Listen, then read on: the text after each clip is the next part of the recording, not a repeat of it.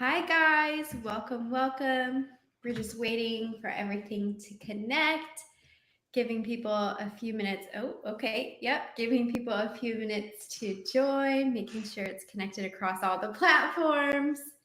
Hi, guys. Welcome back to week 4 of Own Your Audience Challenge. We are thrilled to have you as we explore a very exciting topic, monetization and recurring revenue. Woo! It's going to be amazing. Before we jump into that, though, we wanted to talk about the TikTok ban and what is going on because there's been some new developments. Amanda, take us away. Yeah, so it was just super quick update. Even if you don't think this is relevant to you, it is as a creator 100%. This is going to potentially set a precedent for something we haven't quite seen before, and we have seen a lot of shifting sand from all manner of different social media platforms. So I think everybody probably remembers in March the House of Representatives passed a bill that would ban TikTok, and it seemed like it's been crickets since then. It definitely seemed like that was just going to die on the hill, literally. But this past Saturday, the 20th, the House tucked in the TikTok ban with a massive foreign aid bill. It passed through the House with ease, is expected to pass in the Senate, and Biden has said he will sign it. And so that is a, like it's a perfect example of how the United States government works, first of all, and how things get passed. I'm not going to express my opinion on that one way or another, but that is the situation. And I have written pretty extensively. We talked about this on lives, but the situation here now is under this tucked in bill, TikTok or ByteDance, the parent company, would have 12 months instead of 6 to sell to a US based company. The 3 companies that could afford the multi hundreds of billions of dollars price tag that is expected to be put on this company. So again, 2 or 3 companies that could actually afford it.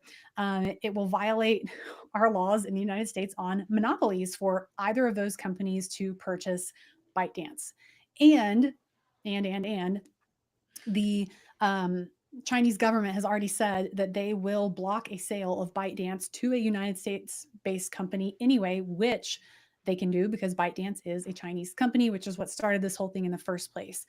Because our government feels that that poses a national security risk in that the Chinese government could subpoena all user data, including personal information of Americans. The Chinese government could just have all of that information.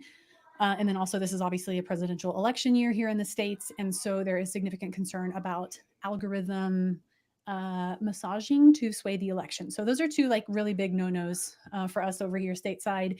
And the other possible outcome of this, assuming this passes through and gets signed into law, ByteDance could challenge this law in United States court, and that would very likely not be successful because case law dictates that we value national security, quelling national security risks even over and above free speech. So I am having a lot of trouble seeing a pathway in which TikTok is not banned in about 12 months time. So heads up on that front. And that doesn't mean the government will reach in your phone and take off the app, but it will prevent the download and account creation of any subsequent registrations in the United States, and it will prevent shipping updates, like software updates, to the TikTok app itself, thereby rendering it defunct in a matter of months. So, if you're a creator on TikTok, you have an audience over there, you need to start very strategically moving them off to another platform and build a freaking email list, which is what we've been talking about this entire month. So, there's the update. Back to you, Erin. Yeah. Okay, before we dive in, I do want to acknowledge all of the hard work that you guys have been putting in with building your audience and all of that. So if you have any stories or really cool things that have happened as you've started to build your audience and build out your weekly newsletter or monthly or bi-weekly newsletter, let us know. We'd love to hear that. We love to celebrate your wins with you. So please, we want to hear your stories too. Okay, so we're going to be talking about recurring revenue. Um, Amanda, can you introduce us into this idea of what is recurring revenue and kind of start teetering into the monetization that people can do within their newsletters or weekly emails? Yes. So Monthly recurring revenue or recurring revenue means consistent revenue month after month, sort of like a paycheck at a corporate job or just working for somebody else, except it's in your own business, which is super cool.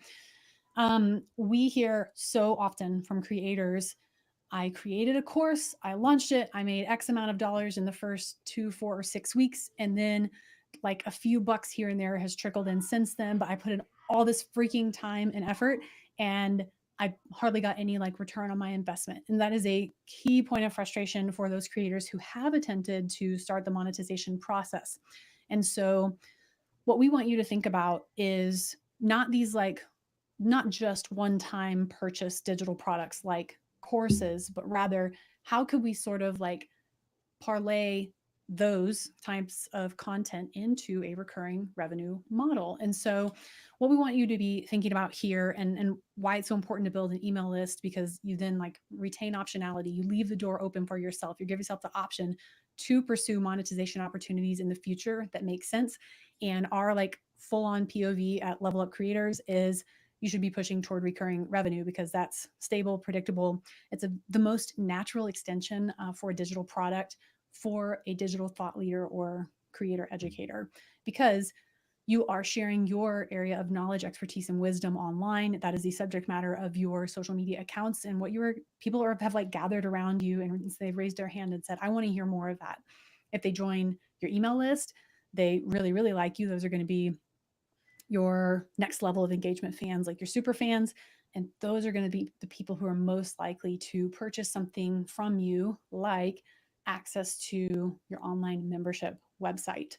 And so, recurring revenue opportunities that we really like, obviously, membership websites, paid newsletters, small group, high ticket coaching programs, which should be part of the customer journey with a membership website. I can come back to that another time. Masterminds, which is pretty, it's very similar to a membership model, but like a very different price point. Those are kind of like my four favorite recurring revenue options for digital thought leaders and creator educators. Yeah, that's good. How do creators or digital thought leaders start implementing these things into their newsletters? What strategies can they use to really start promoting this, especially if it's their first time? Do you mean getting people from newsletter to a recurring revenue product? Okay. Yes. Yeah. Yeah. Yeah, that's a great question. There's a lot of different ways to go about this, but I'm just going to continue with the membership community analogy because I think that's going to fit best for our conversation today. There's kind of like three keys to a successful membership community. Core content or foundational content. These are like individual courses or PDFs or templates or whatever things you're selling as one-offs, and you put them all into your membership community as like foundational content that your members can consume at will, like asynchronously, 24/7, 365. It's always available. It's a major value add. Number two is the community aspect. So we all know that the comment section on Instagram or LinkedIn, as it were, is not the best place for community to actually happen. And um, there's a lot of like the vocal minority is often going to be the person that surfaces or small group of people that surfaces in comment section, which is very, very frustrating and really degrades the experience for those who are there for you to benefit from the community that you're providing and that you've rallied around your accounts. So what we want to do is actually move that community and people who are not trolling your account and who are not the vocal minority um, into a membership community, right? And so there's discussion forums that are dedicated in these membership platforms. And that's where you're going to really have the more meaningful conversations. And that allows people more direct access to you. I'm willing to bet your DMs or LinkedIn messages are uh, out of hand, right? And so you probably can't even get to all of them anymore. And so we want to point people to, hey, if you want like one-on-one time with me, an individualized, personalized response, like that needs to happen in my community. So they get access to you directly. They get access to the community of sort of like-minded people, and you get to serve as the connector for all of those people. So that sort of even elevates the perception of your community members that they already have of you, but even further. And then the third piece is live events, and this is called ritual content. So these are specific types of live access points to you and your team and or guests where you provide even more value. So you could be teaching a workshop or a webinar or having a Q&A or an ask me anything or just like a happy hour, kind of whatever the vibe and MO of your community is. Like your live event should be a logical extension of those and like bringing people together synchronously over a tool like Zoom. So those are the three parts of a membership. So you got to have the membership set up, rolling, and so that you have something to promote in your newsletter about your membership community. So for instance, we send out our newsletter every week, and it is all about like creator and digital thought leader monetization, specifically toward recurring revenue. And we do like deep dives every single week, try and provide a tremendous amount of value. So, I mean, that's like number one, regardless if you're selling something in your newsletter or not, is like it should be very value forward in order to get people to actually take the time to open it and read it. But there's a section toward the bottom of our newsletter each week, and it promotes our newsletter goes out on Thursday. And so our newsletter promotes the 4, 5, or 6 live events that we have in Level Up Creator School the following week. And so we are like teasing out that content in the newsletter.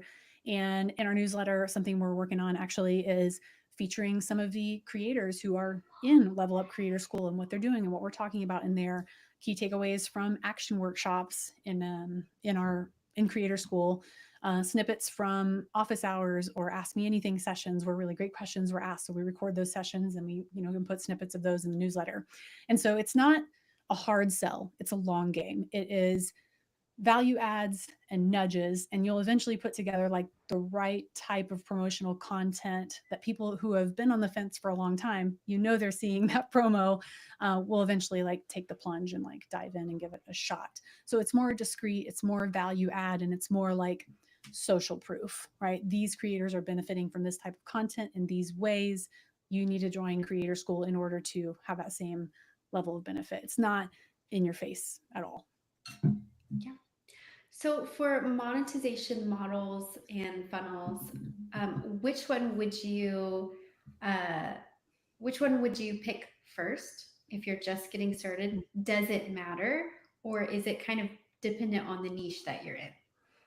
Yeah, right before this, I just got off a call with a huge creator who has a very successful newsletter, and she was like, "Yeah, I'm thinking about starting a membership website because I've got to like, kind of further monetize this thing." And that's a natural extension for her. She could also do a paid newsletter because she has a huge newsletter list and it's very, very popular, wildly successful, truly. And so, something that she could do as an iteration toward a membership website or instead of is send out a free version of her newsletter, which would be abbreviated, and then a paid version of her newsletter that would be like the full thing. If I say what it is, I'm going to blow her cover, which is not cool. But we're the way that you could do that is give kind of the what and the why of whatever you're talking about in the free version, and then the how, like the nuts and bolts, the practical application, very actionable, immediately valuable information in the paid newsletter model. I will say Polina Pompliano, she has run the Profile. That's a paid newsletter for years. She runs that on Substack, and she now has a book and does tons of interviews and has a podcast. And those have been natural extensions of her paid newsletter. But her model is she has, again, it's all run through Substack, which is a great platform if your whole business is centered around paid newsletters. She has a free version that goes out on Sundays. It's sort of like a content roundup. Half of it is for everybody, it's free. And then she has a section that says the following section is only available to paid subscribers. And so I assume that that section shows up on the free version, but then it's blank after that. But then I'm seeing, the additionally like super valuable content there. And then the full version of the paid newsletter goes out on Wednesdays. And so she has a very natural promotion model that goes out in her free newsletter, and it's a self-perpetuating cycle to recurring revenue. So paid Yeah. newsletters would be step one. That's so smart of her to like include that on the free version because it's this constant like FOMO. What am Like I there's missing? something here that I'm not getting, and Mhm. I'm like, I could get it if I just do this. So I love that. That's so genius. Yeah. Okay, so we've been waiting for some Q&A. So chat, if you have any questions, fire away in the comments. Anything on monetization strategies, on even setting up payment gateways. We have tips for that, managing subscriber expectation throughout the process too. Any of those kinds of questions, please pop them in. To keep the conversation going, here is one of the questions from our community. I am new to this whole newsletter thing. What are the most important factors to consider when choosing a monetization model or funnel? Hmm. So thinking about recurring revenue specifically, since that's what we're talking to today, you have to understand the commitment level required for each of the four options that I listed. Again, paid newsletter, membership community, mastermind, which is a basically more expensive membership community, and then small group, high ticket coaching services. And so there are vastly different levels of commitments for each of those. Newsletter is going to be the simplest to set up logistically. Substack is like literally the platform that is made to run paid newsletters on, and you can run the free version as well, like on the profile, like I just mentioned. So, from a commitment standpoint, that could have actually a similar level of commitment to a mastermind, kind of like depending on the vibe again and like ethos of your community and what people are gathering around you to receive, like the value they're signing up to receive. And so the cool thing is you get to make the rules on any of these things. The most important thing is whatever you promise in your marketing and sales efforts, you're not only delivering that baseline on, but you're going a little bit over and above to the like surprise and delight level. So, paid newsletter, if you're sending, you can promise to send out once a month, once a week, week, every quarter, whatever you want to do, honestly. It's just making a match between like what you're offering and what people are willing to pay for and how much they're willing to pay for it. That's kind of like a conversation for another day. Pricing is a major, major topic. We have a podcast episode coming out soon about pricing strategies for creators specifically. But commitment level is the thing that you need to think about. What do you actually want to deliver? What's easiest for you to deliver that's also highest value for your customers to receive? So a paid newsletter, there's not a lot of like interaction. You're just sending it out. I would totally just use the promotional strategy I just described with your free version. And if once a week seems like too much, then go every other week. But don't price based on the frequency, price based on the value, outcomes, and transformation that the content your paid newsletter provides. And that really spans the gamut. Like the profile paid newsletter is $50 a year. That is a freaking steal. But there are paid newsletters in the finance community and where information is very hard to come by, very exclusive community, hard to break into. Those can be well into the thousands or even five figures for subscriptions per year. So keep that in mind. You've got to be thinking about like what the information you're providing to the people who are paying you is worth. You got to be able to put a dollar on that. Okay, masterminds. Mastermind model, you want to be the community host, the curator of whoever is there with you. And you want to um, make it, you want to structure a community such that like you are the recognized expert at first, but you build the community such that everyone is contributing, right? This should be a group of peers who are constantly and consistently leveling each other up by the knowledge, expertise, and wisdom that each person brings to the group. So that's another topic. Masterminds should be priced at a premium and typically like in the business spheres where those are going to be most valuable. So that could be a relatively low commitment. I mean, a number of masterminds have like a Slack community, for instance, and then they meet at a regular cadence again, whether that's multiple times a week, weekly, biweekly, monthly, quarterly. Again, it all comes back down to what value can you provide that's not like too much of a lift for you to provide on a consistent basis. And then, membership communities would be the next level of commitment. Once you get those set up, including like the marketing automation it takes to run them, those can be amazing growth levers for your business. Massive opportunity there for, again, that the middle of that Venn diagram of like what you are best positioned to provide without burning yourself out and the value offered. And so you want to find the middle of that Venn diagram. But once, and especially like if we set up a membership community for you and all the marketing automation, we make it really easy and fast for you to maintain that and move forward with checklists and all sorts of stuff. And then small group, high ticket group coaching, that's going to be the biggest commitment. Typically we're helping creators run those at like $5,000 for a 10-week program or more. And that's got to be like a pretty high touch program to garner that kind of a price point, again, depending on what your industry is. But those are pretty high touch. They're hard to run, especially the first session. Subsequent sessions, there's some like economies of scale there and like it's marginally additional effort to like run subsequent cohorts because you already have the program and like curriculum. Um, so yeah, that's kind of like how I would stair step that, but understand the commitment that you're making and make sure you can fulfill the freaking commitment before you start like marketing it. So Yeah.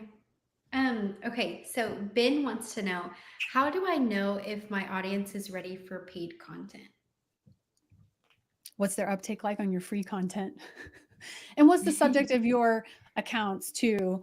And so there's like, I'm big on working in iterations. Like you want to do things that are low risk that have the potential to yield medium to high reward. So that's kind of like the lens that I put on when I'm thinking about like taking next steps. And so there's all sorts of different like tests that you can run in order to better understand.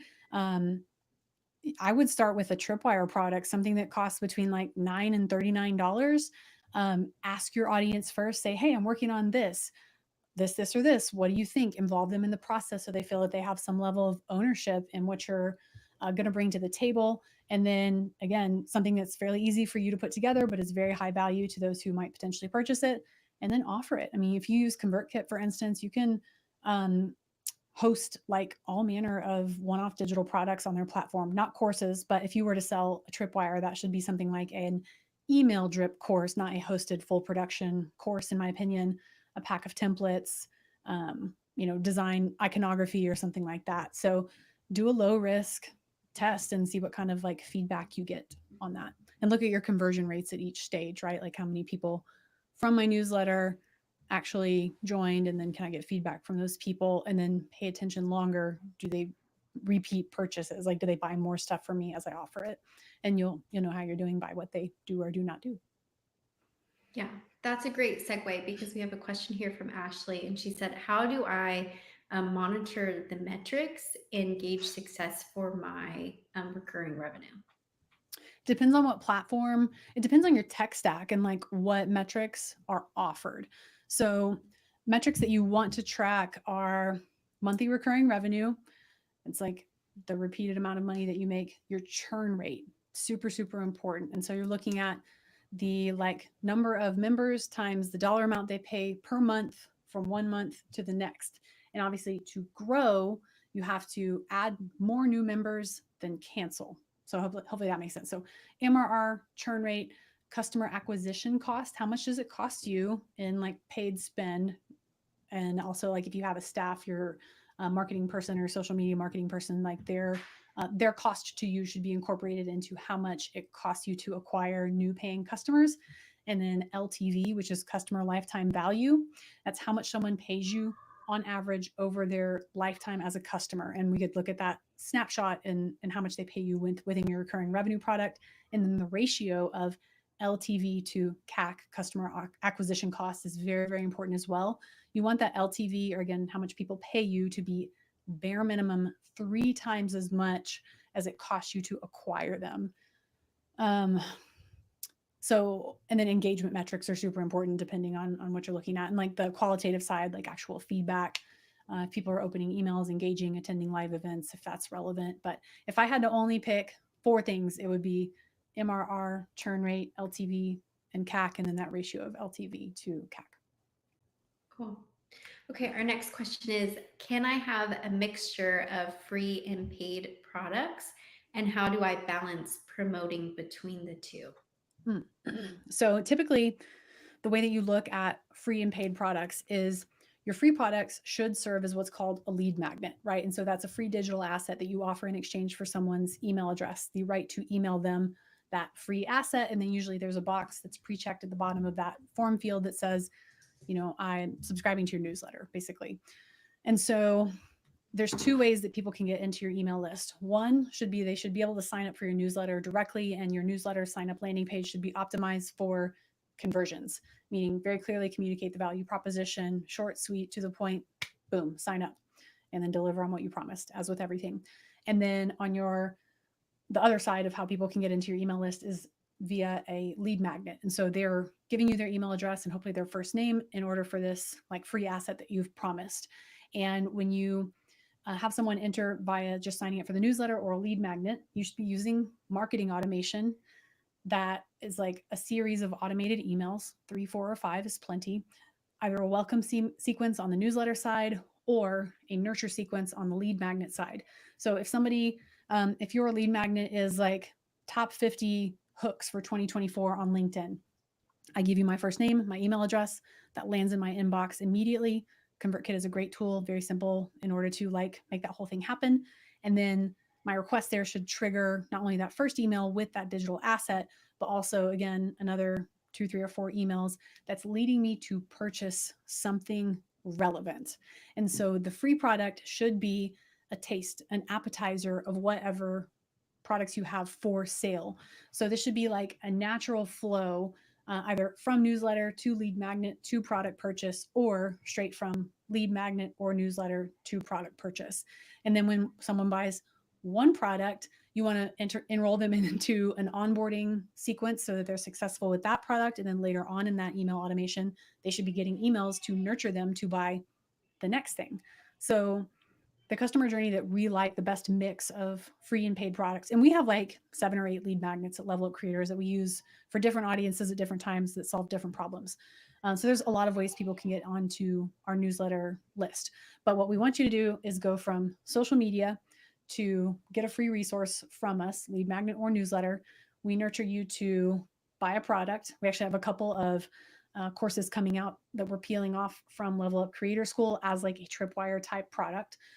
So we're going for an initial purchase that we then onboard and nurture toward a recurring revenue product, because that's really the ultimate goal, again, for digital thought leader and creator educator businesses.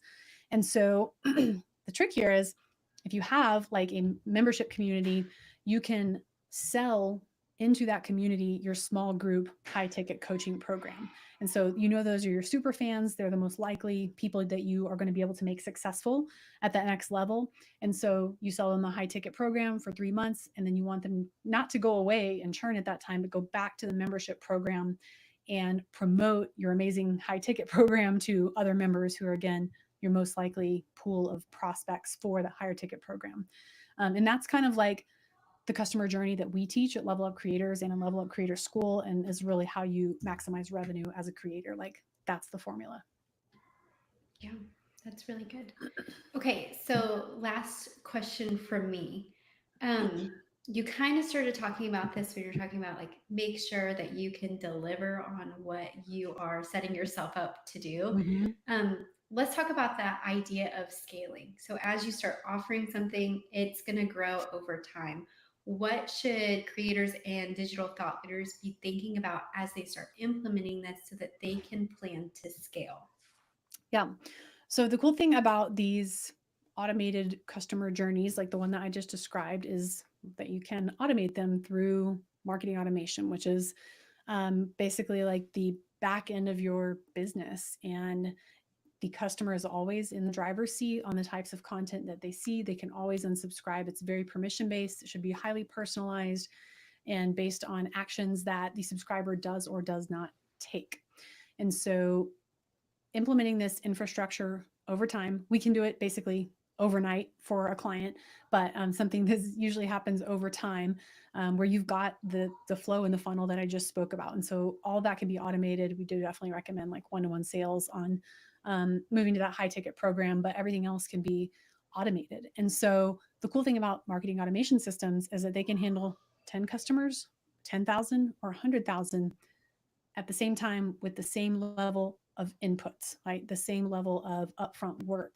And so you're sort of, when you follow our methodology, you are naturally positioned to scale with the least amount of work possible on your part. Like, our POV is to do the work that you hate doing, which business operations, marketing automation, implementation, implementing an evergreen marketing strategy where, here's your content calendar on how you're promoting your first paid product, or those tripwire products in your newsletter and in your social media. If you have a podcast, if you're a guest on podcasts, or you're a guest on newsletter, you paid ads, right? Like, these should all be very focused efforts to get people used to buying something from you, right? And so not all of that can be completely automated, but you can implement systems where you're sort of naturally promoting what you have to offer where you already are, like the channels that you're already using online. And so we kind of can overlay a system that works very naturally as a natural extension and inclusion of what you're already doing. And you can scale that as fast as people will join because the infrastructure is there. Does that answer your question? Yes, yes, it does. Okay. Um, and I just want to say, remember that a newsletter and an email list is built off of valuable content, right? Audience engagement fostered through trust over time and a clear monetization strategy. And we've said this literally every single time. The hardest part in this is getting started.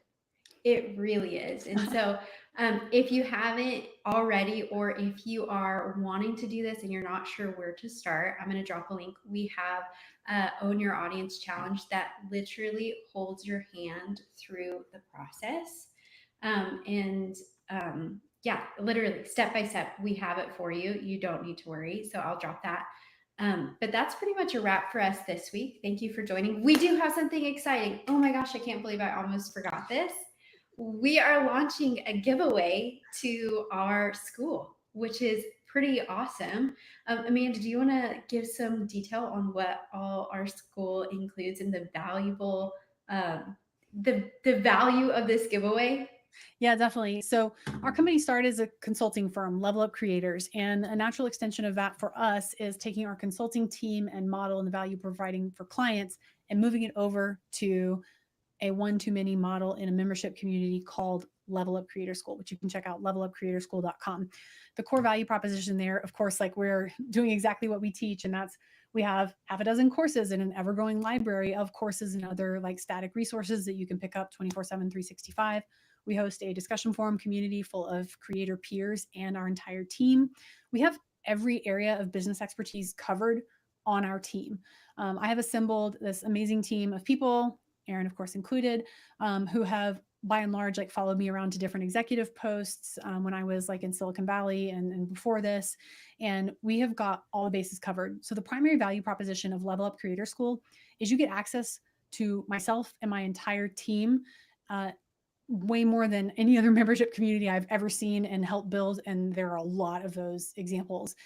So we have live events almost every weekday within the community where you have access to us, whether we are teaching something, we're doing work together, Q&As, office hours, ask me anything sessions, workshops and webinars with people from around the creator economy and our partners, names you would certainly recognize. And so it's access to us and getting direct feedback from a full stack team of experts for $200 a month.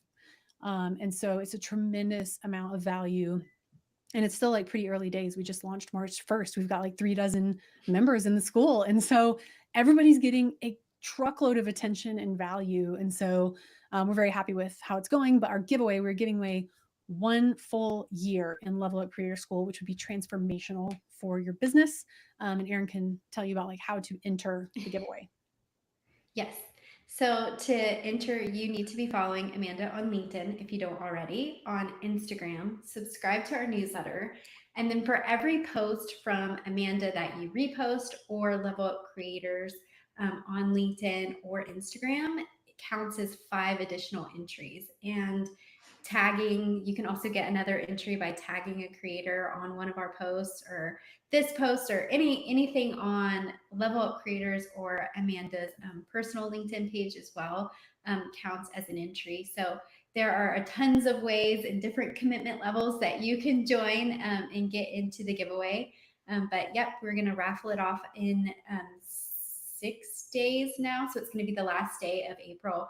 We're going to announce the winner, and we'll do that on a live here on LinkedIn and on Instagram. So make sure to join for that to know who's going to win. And yeah, thanks for following. That's a wrap for this week. So thank you so much. We count it as an honor that you spent some time with us on our live. And so we are so grateful for you. Thank you for joining. And don't forget to join next week. Bye. We will see you then. Thanks, everybody.